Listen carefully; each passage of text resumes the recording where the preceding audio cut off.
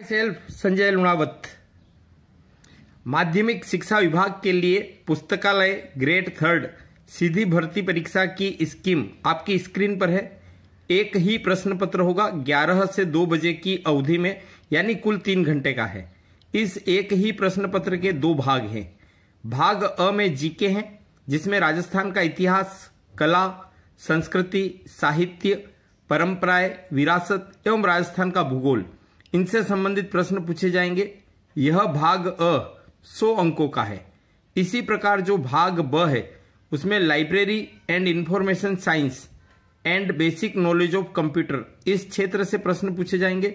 इसके कुल अंक हैं 200। इस प्रकार यह परीक्षा 300 अंकों की है।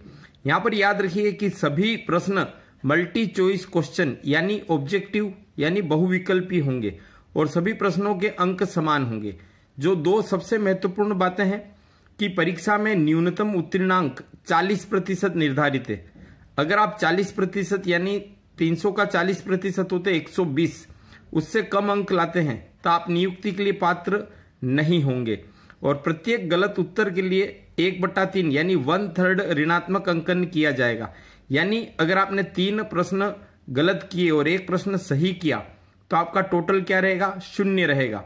यहां पर विशेष तौर पर ध्यान रखिए कि 40% न्यूनतम लाने हैं और निगेटिव मार्किंग से बिल्कुल बचना है। इसलिए आपको बहुत ही सावधानी से इस पेपर को योजनाबद्ध तरीके से हल करना होगा। राजस्थान कर्मचारी चयन बोर्ड द्वारा आयोजित की जा रही यह परीक्षा, इसमें याद रखिए कि नॉन टीएसपी के 478 पद हैं और टीएसपी के 222, कुल 700 पद हैं। अब ये परीक्षार्थी की जिम्मेदारी है कि वह सुनिश्चित करे कि निर्धारित पात्रता और शैक्षणिक योग्यता रखते हैं कि नहीं। इनके अभाव में चयन नहीं होगा। एक आपको इस बोर्ड की अधिकृत वेबसाइट का पता होना चाहिए, स्क्रीन पर नजर आ रही है।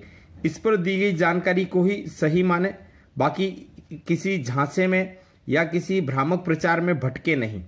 नकल से बिल्कुल बचे।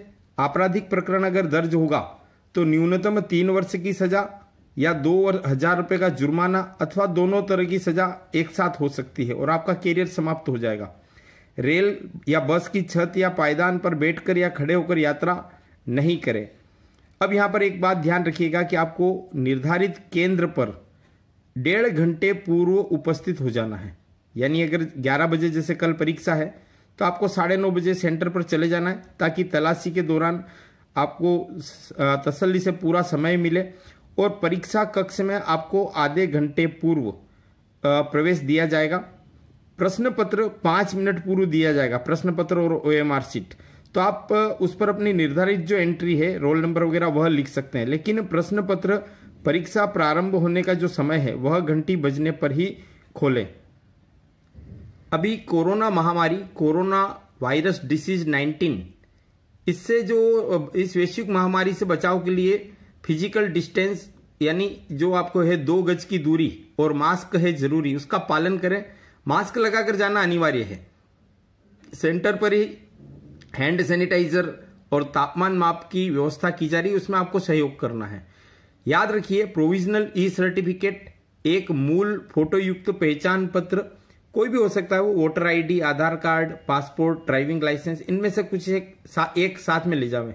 मूल को ले जाना है, वापस लौटा दिया जाएगा आपको। 2.5 बाय 2.5 सेंटीमीटर का लेटेस्ट रंगीन फोटोग्राफ जो आप उस उपस्थिति पत्रक पर लगाया जाएगा, साथ में लेके जावें। नीले रंग की स्याही और एक पारदर्शी बॉल पेन ले जाना है। इनके अलावा और कुछ भी नहीं ले जाना है। तलाशी के बाद आपको प्रवेश दिया जाएगा। जो विशेष योग्य जन है, स्पेशली जिनकी दृष्टि बाधिता न्यूनतम 40% हो, तो सक्षम चिकित्सा अधिकारी का चिकित्सा प्रमाण पत्र आपको केंद्राधीक्षक को न्यूनतम परीक्षा शुरू होने के न्यूनतम 3 दिन पूर्व जमा करा देना है। तो केंद्राधीक्षक आपको श्रुत लेखक उपलब्ध कराएंगे। आप अपने साथ अपने लेवल पे नहीं ले जा सकेंगे। यहां पर याद रखिए, दृष्टि बाधित को अलग कक्ष दिया जाएगा और 1 घंटा अतिरिक्त समय दिया जाएगा। श्रुत लेखक की व्यवस्था केंद्राधीक्षक स्वयं करेंगे और श्रुत लेखक को 100 रुपये मानदेय होगा। अब जो इंपॉर्टेंट पॉइंट है वह है निर्धारित ड्रेस कोड। अब यहां पर ध्यान रखिए कि जो पुरुष है वह आधी आस्तीन के शर्ट या टी शर्ट पहने। पुरुष या महिला कोई भी कैंडिडेट पाँव में स्लीपर पहने। महिलाएं सलवार सूट साड़ी पहनकर जा सकती है। यदि वह भी शर्ट या टी शर्ट पहनती है तो वह हाफ आस्तीन का होना चाहिए। ठीक है। बड़ा बटन, ब्रोच, जड़ाऊ पिन, बेज या फूल ये उनकी ड्रेस पर लगे हुए नहीं हो। जेवरात नहीं पहने, लेकिन पतली चूड़ी पहनने की छूट रहेगी।